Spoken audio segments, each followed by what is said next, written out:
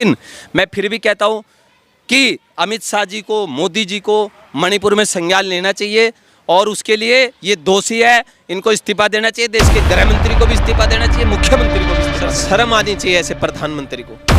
मैं कहता हूं शर्म क्यों नहीं आती इनको, क्योंकि एक मोदी जी का वीडियो वायरल हो रहा है और शर्म आनी चाहिए भाजपा के उन कार्यकर्ताओं। कहने का मतलब ये है सर, आज भारतीय जनता पार्टी इस देश के लिए एक खतरा बन गई है।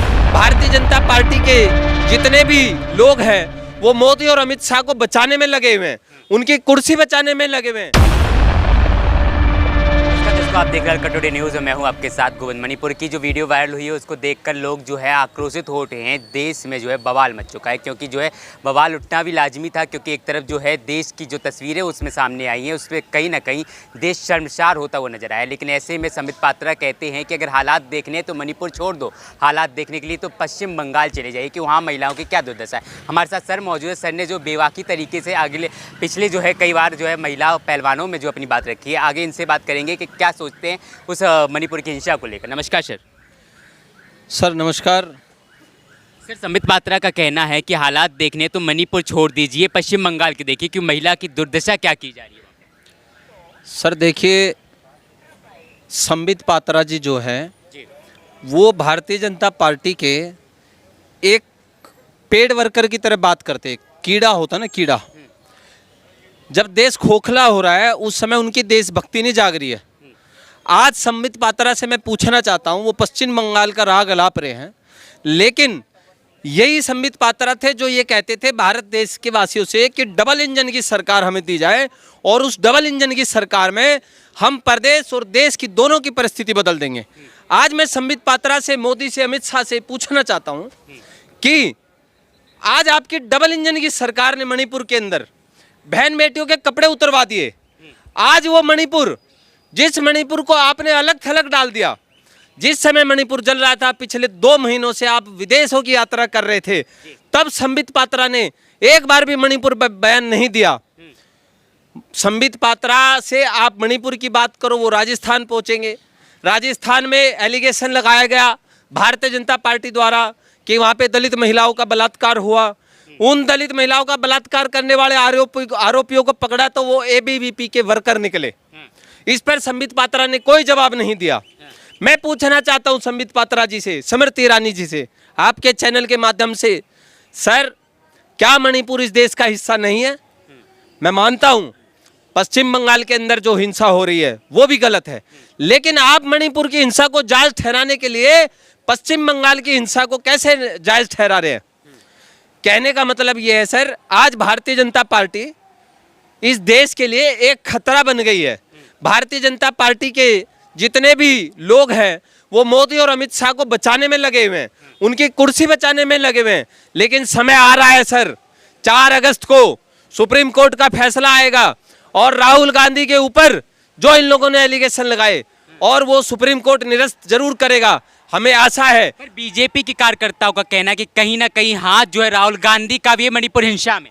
सर मैं खुद बीजेपी का कार्यकर्ता रहा हूं, मैं खुद बीजेपी से जुड़ा रहा हूं। मैं एक बात पूछना चाहता हूं, आपकी वहां सरकार है, आपकी वहां सरकार होते हुए 60 दिन तक क्यों गृह मंत्री, देश का प्रधानमंत्री चुप रहा? क्यों 60 दिन तक चुप रहा? क्या आवश्यकता थी मुंह पे टेप लगाने की? मैं मानता हूं कि आज मणिपुर की हिंसा हुई है, पश्चिम बंगाल में हिंसा हुई है, लेकिन देश का प्रधानमंत्री फ्रांस घूम रहा है, जापान घूम रहा है, अमेरिका घूम रहा है और उसे पूरे 2 महीने लगे एक ट्वीट करने में। जब सुप्रीम कोर्ट ने इस मामले को संज्ञान में लिया और सुप्रीम कोर्ट ने यह कहा कि हम इस मामले में दखल देंगे अगर सरकारें दखल नहीं देगी, तब सुप्रीम कोर्ट के दबाव में प्रधानमंत्री जी ने मुंह खोला। क्या लगता है जो माननीय आप जो बता रहे हैं कि प्रधानमंत्री जी का जो कहना है, अभी जो 36 सेकंड में उन्होंने पूरी मणिपुर की घटना बता दी, क्या लगता है कि कहीं ना कहीं दबाव में थे वो? सर शर्म आनी चाहिए ऐसे प्रधानमंत्री को। मैं कहता हूं शर्म क्यों नहीं आती इनको, क्योंकि एक मोदी जी का वीडियो वायरल हो रहा है और शर्म आनी चाहिए भाजपा के उन कार्यकर्ताओं को भी। आप भी हैं, मैं शामिल हैं उनमें। मैं खुद शर्मिंदा हूं सर, मैं खुद शर्मिंदा हूं कि किसी समय में मैंने मोदी जी को क्यों सपोर्ट किया, क्यों मैंने इनको वोट दी, क्यों मैं इनके बहकावे में आया। क्योंकि आप ये देखिए, एक वीडियो के अंदर यही मोदी जी कांग्रेस को कोसते हुए किस समय में कह रहे थे कि केंद्र में इनकी सरकार है, राज्य में इनकी सरकार है, मणिपुर क्यों जल रहा है। आज केंद्र में बीजेपी की सरकार है, राज्य में बीजेपी की सरकार है, मणिपुर क्यों जल रहा है, ये जवाब, इसकी जवाबदेही किसकी होगी। अगर सुप्रीम कोर्ट इस देश के अंदर नहीं जागेगा तो आज भाजपा सोएगी। मैं भाजपा के हर कार्यकर्ता से कहना चाहता हूं, जागिए, अपना नेतृत्व बदलिए। देखिए, अभी कुछ दिन पहले काजोल ने बयान दिया था सर। काजोल ने ये बोला कि इस देश के अंदर पढ़े लिखे नेताओं की कमी है। पता नहीं क्यों पूरी भाजपा को मिर्ची लग गई, क्यों भाजपा वालों को मिर्ची लग गई। उसने तो नाम नहीं लिया किसी का, लेकिन पूरी भाजपा काजोल के खिलाफ खड़ी होगी। आज देखिए सर, अगर आज हमारे देश के अंदर पढ़ा लिखा प्रधानमंत्री होता तो मणिपुर जल रहा होता, वो विदेश में नहीं घूम रहा होता, वो पश्चिम बंगाल की बात नहीं कर रहे होते। संबित पात्रा क्या है, विदेश में जाना कोई छोटी बात नहीं है। देखिए, बड़े बड़े लोगों से मिलते हैं, मोदी इज द बॉस, ऐसे ही नहीं लोगों ने बोल दिया। सर विदेश में जाइए, कोई रोक नहीं रहा, लेकिन मणिपुर में नहीं जाएंगे। मणिपुर जल रहा है, विदेश में जाएंगे।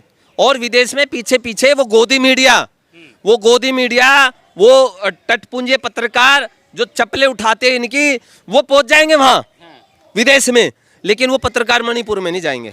मैं तो दाद देता हूं, भले ही मैंने कभी भाजपा को सपोर्ट किया, लेकिन राहुल गांधी का कलेजा था, वो मणिपुर में गए और इसी सरकार ने उनको रोका।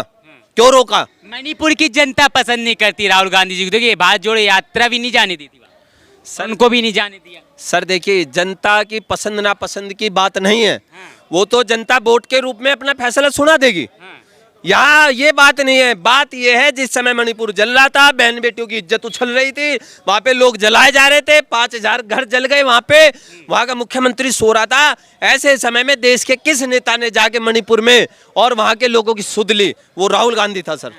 भले ही मैंने किसी समय में मोदी को सपोर्ट किया, लेकिन प्रधानमंत्री जी को भी दुख हुआ। देखिए, एक बार पहले लाल किले से भावुक हो गए महिलाओं के सम्मान की बात करते करते। अब इस वक्त जो है मणिपुर की हिंसा देखकर भी जो है कहीं ना कहीं उनका हृदय जो है बिलख उठा। सर हृदय बिलख नहीं उठा, हृदय तो प्रधानमंत्री जी का जब भी बिलखना चाहिए था, जब यहाँ पर धरने पर जंतर मंतर पर दिल्ली के अंदर पहलवान बेटियां न्याय मांग रही थी, इनका अपना सांसद ये उसको बचाने में लगे हुए थे।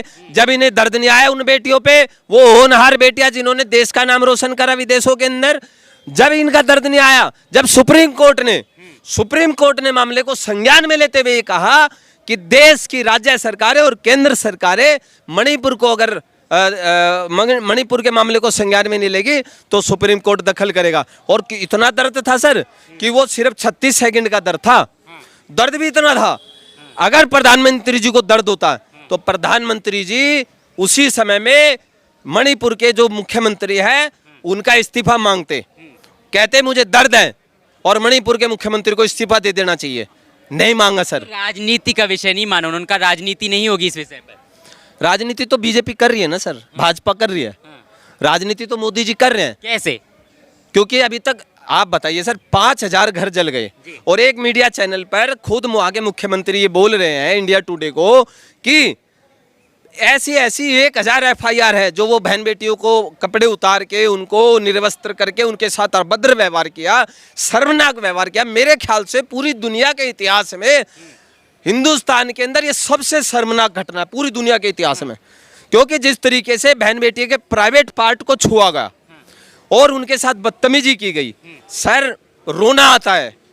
अगर प्रधानमंत्री जी को दर्द होता ना सर, दर्द होता तो उन बेटियों के लिए प्रधानमंत्री जी कम से कम वहां के मुख्यमंत्री का तो इस्तीफा लेते।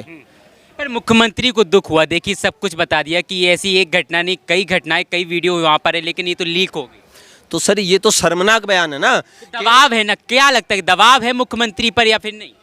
अब तक क्यों चुप थे? सर देखिए, मुख्यमंत्री जो है वो वहां पर जिस तरीके से ये बयान दे रहे हैं कि ऐसी तो 1000 FIR है, ऐसे मुख्यमंत्री को तो नैतिकता के आधार पे खुद इस्तीफा दे देना चाहिए। वहां की जो राज्यपाल है, वहां की राज्यपाल ने मीडिया में बयान दिया है कि मैं खुद इन घटनाओं से आहत हूं और मैंने केंद्र सरकार को, मुख्यमंत्री को बार बार इस मामले में नोटिस किया है, बार बार दखल देने के लिए बोला है, लेकिन मेरी कोई सुनवाई नहीं हुई। इससे ज़्यादा शर्मनाक बयान क्या होगा सर? राज्यपाल तो इनकी अपनी नियुक्त की हुई है, वो तो भाजपा की अपनी है, वो इनके खिलाफ बयान दे रही है। और सबसे अहम बात क्या है सर कि देश का गृह मंत्री मोदी जी तो चलो 36 सेकंड रोए, 36 सेकंड रोए।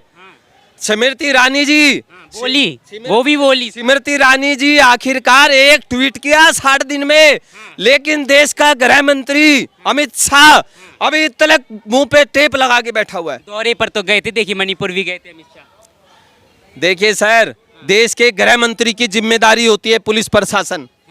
ये बहुत दुआई देते हैं जिन राज्यों में इनकी सरकार नहीं है, वहां पे ये लगाम नहीं लगा सकते। वहां तो डबल इंजन की सरकार है। उस डबल इंजन की सरकार में अमित शाह ने देश को ये दिया कि वहां बहन बेटियों के कपड़े उतर गए, बहन बेटियों को दौड़ाया गया, उनके प्राइवेट पार्ट को छुआ गया। सर, खून खोलता है। अगर मैंने इस देश की मिट्टी में जन्म लिया है तो ऐसे लोगों को, जिन लोगों ने हमारी बहन बेटियों के कपड़े उतारे, ऐसे लोगों को जिंदा रहने का अधिकार नहीं है। मैं और शर्म आनी चाहिए उन भाजपा कार्यकर्ताओं को भी जो मोदी अमित शाह के पक्ष में ट्वीट करते हैं। एक बीजेपी का कार्य 2024 पर कितना प्रभाव पड़ेगा इस मणिपुर हिंसा से? देखिए सर, वैसे तो राजनीति कोई विषय नहीं है यहाँ पे, और राजनीतिक विषय पे चर्चा करनी भी नहीं चाहिए, लेकिन क्योंकि बार बार 2024 को भाजपा और मोदी जी ही सामने रखकर चल रहे हैं, तो मैं बता देना चाहता हूँ कि 4 अगस्त को सुप्रीम कोर्ट का फैसला आने दीजिए। उसके बाद राहुल गांधी, जिस राहुल गांधी के साथ इन्होंने अन्याय करके कोठी से बाहर निकाला, वही राहुल गांधी संसद में गरजेगा। ये डरते हैं राहुल गांधी से, ये डरते हैं, इसलिए उस आदमी को संसद से बाहर किया हुआ है। ये डरते हैं, इसलिए उस आदमी को आज इन्होंने चुनाव लड़ने के अधिकार से रोकना चाहते हैं। लेकिन मैं कहना चाहता हूँ सर 2024 में भारत की जनता से कि अगर इस देश के अंदर बहन बेटियों की आबरू बचानी है तो निश्चित रूप से मोदी जी की विदाई तय है। क्योंकि देखिए, राहुल गांधी की और मोदी जी की आप तुलना कीजिए। राहुल गांधी जी कितने पढ़े लिखे हैं, मोदी जी कितने पढ़े लिखे हैं, आप खुद कंपैरिजन करिए। राहुल गांधी को, जिसको ये बोलते हैं कि उस आदमी को कुछ नहीं पता, उसके परिवार से इस देश ने 3 प्रधानमंत्री दिए। और सबसे बड़ी बात यह है सर, उस देश से 3 बलिदान भी हुए हैं, 3 लोग बलिदान दिया उस देश के ऊपर। इसलिए उस परिवार के ऊपर हमें किसी प्रकार का संदेह नहीं करना चाहिए। लेकिन मैं फिर भी कहता हूँ कि अमित शाह जी को, मोदी जी को मणिपुर में संज्ञान लेना चाहिए, और उसके लिए ये दोषी है, इनको इस्तीफा देना चाहिए। देश के गृह मंत्री को भी इस्तीफा देना चाहिए, मुख्यमंत्री को भी इस्तीफा देना चाहिए।